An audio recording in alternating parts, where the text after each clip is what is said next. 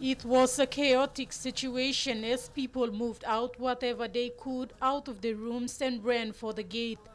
They did not expect to be forced out this way. Women and children were fearful as National Housing Corporation officers, including their MD John Dege, police and security guards were intimidating. They made sure no one remained.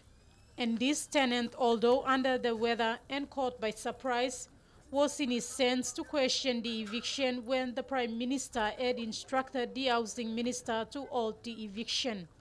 There is no going to be any illegal eviction here.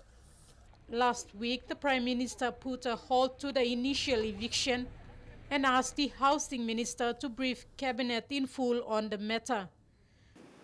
The other issue that I wish to also announce to our nation is that today, yesterday in fact, I wrote giving directions to the Minister for Housing to put a halt on to some of the evictions and the other exercises that have been carried out throughout the country. Put a halt to that so that it can fully brief the Cabinet on the process that he is following and his department and the National Housing Corporation is following. Now, the last thing we want to do in this country is to put out families who have been living in these houses for many, many years. But today's forced eviction was a complete disregard of the head of government's instruction. An official from the Prime Minister's office said this afternoon that those responsible for defying instruction will be held to account. For tonight, though, more than 300 tenants who called the NHC Waigani Hostel their home don't have a roof.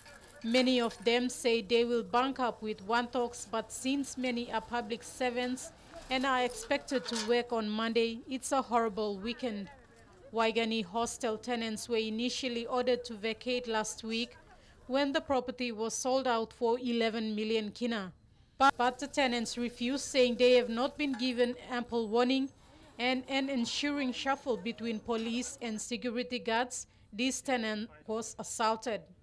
Michelle Amba, National EMTV News.